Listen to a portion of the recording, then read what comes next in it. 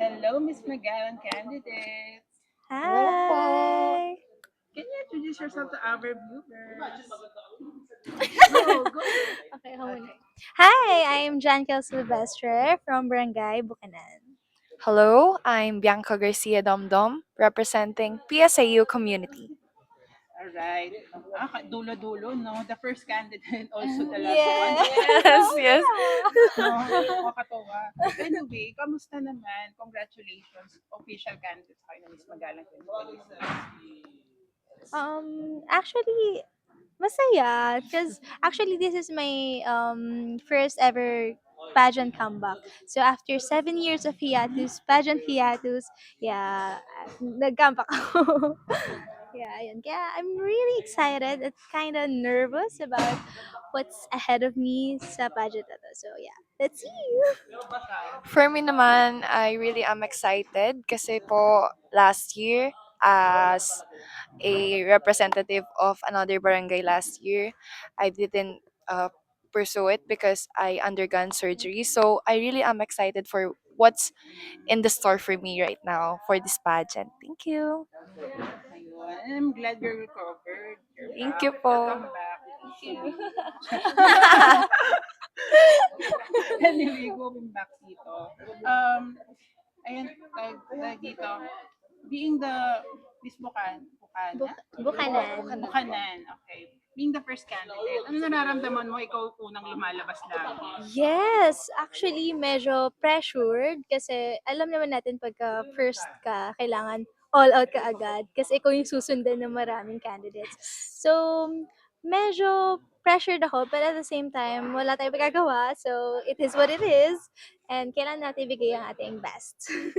Ito, Miss PSEU. Ito ba first time na yung PSEU community ay na-represent sa Miss Magalang? Yes, actually, it's the first time. That's why I really am pressured too. Kasi first time carrying the title of my beloved university. Doon po kasi ako nag-aaral. So, at first, doubtful po ako kasi feel ko hindi ko kaya. But with all the support na binibigay sa akin ng PSAU community and my family and friends, I think kakayanin naman. Thank you. Doon, did you win a pageant here sa PSEU? Actually, last year po, I was one of the candidates for for the search of Mr. and Miss PSAU, and I got the title of second runner up. Mm. That's why I think binigay po sa akin yung PSAU community for me to represent.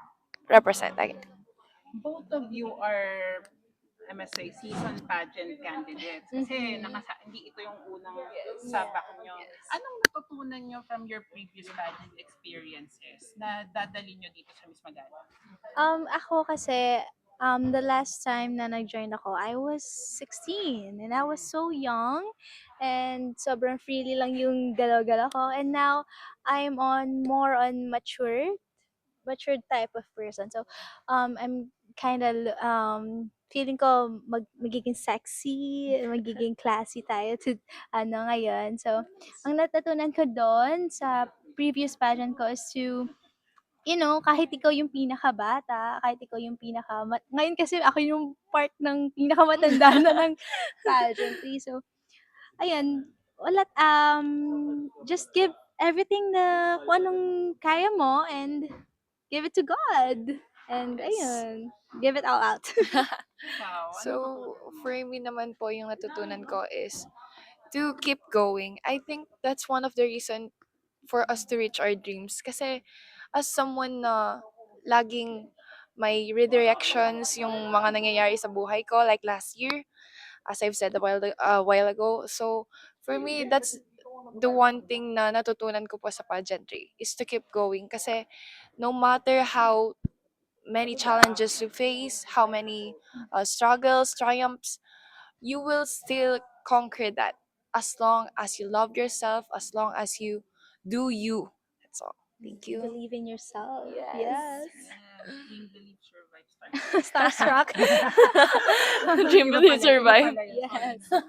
Pero, ayan, Magalang itself is a rising powerhouse, not only in Pampanga, but also Mhm. Yes. here in the Philippines. Well, meron na kayong Miss Asia Pacific International Yes. per se aside from Ate Mhm. Gigi. winning in Luciani Kapampangan. Yeah. Ano nararamdaman nyo na susundan nyo yung yapak ng mga beauty queens na ito? Mm. For me, I'm really happy for them. I'm really happy for all the achievements that they have achieved. And for kung ako, susundan ko sila, I'm gonna feel pressured. Kasi syempre, it's a national pageant. And yung susundan namin na queen is, nanalo na siya sa national. And mag-international siya. So, maybe proud for myself. Pero nakaka-pressure at the same time. Pero, ayun, ganun siya. Ganun pa rin. Oh, the same goes with me po. Kasi as someone na nilulook up po talaga si Ate Gigi, Mhm. Ate Keisha, and Ate Ersi, nakabatch ko last year, I feel really pressured if I will win the crown. Kasi imagine them conquering the uh, local pageant or the National, yeah. provisional pageant, the national, then now mag-international si Ate Gigi. I think that is something na nakaka-pressure talaga, but it is something na as a Magalenya, I really am proud of them po. Thank you. Nabatch mo si Ersi last year, no? Yes po. Meron ba siyang tips sa'yo sa pagbabalik mo dito? Actually, we haven't talked yet kasi parang mas busy din po siya kasi since kaka-graduate lang ni Ate Ersi and di pa kami nagkikita. But nung last year po, close ko naman si Ate Ersi. May mga tips siya na binibigay like always be confident, always stay true to yourself, and wag kakabahan talaga. That is something so cliche, something so easy to say but mahirap. But I think that will work if marami pang practice. Yun. Mhm. Ikaw, as someone na babalik after 7 years, siguro, anong aspect mo as a person yung mas pagtutuunan mo ng pansin dito sa pageantry na to? Oh, maybe yung pagiging authentic ko as myself. Because I truly believe na yung authenticity, magsa-self-reflect yan sa'yo on stage. So, authenticity is really something na binavalue ko and wino-work on ko right now. Because I've been like, for several years, I've been in a hole where I usually drown myself into like something na uh, para mag-fit ako into my community. So, yun yung wino-work on ko ngayon and yun yung gusto ko ipakita kung ano yung totoong ako and ano yung Yes. kung sino talaga ako as a person and ano yung mabibigay ko sa community ko and sa Per other girl. sa other people as well. Thank you. Natuwa naman, nakakarating dito yung mga ano yun. Drag queen ba dito sa Magala? Meron po actually. Yes. One of our dancers na kasama ng ano Yes, yung choreo choreo namin. namin. She's a Yeah. drag race queen. Yes. She is the title holder of Miss ay PSAU. PSAU. PSAU drag Drag race. queen. Well, good. Very inclusive. Tsaka, Yes. ano dito, diverse. Yes. Sana all na lang. No? Anyway, hindi ko nababanggitin yung sa amin.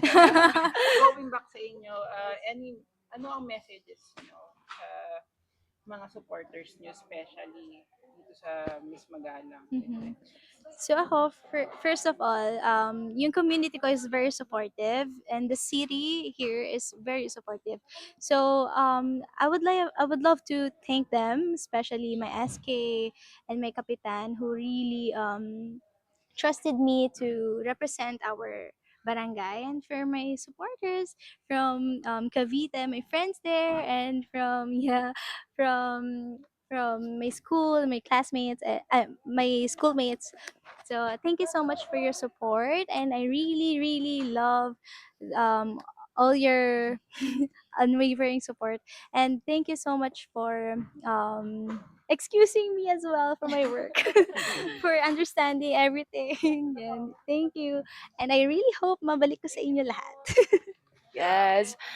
For me, I would like to take this opportunity to acknowledge the presence of my dear SSC or of our dear SSC president kanina, since even if may pasok kami, actually may pasok po kami ngayon, Mhm. nagpa-excuse lang ako. Very So, supportive very talaga. supportive po talaga sila. He helps me with the things that I need to do with Mhm.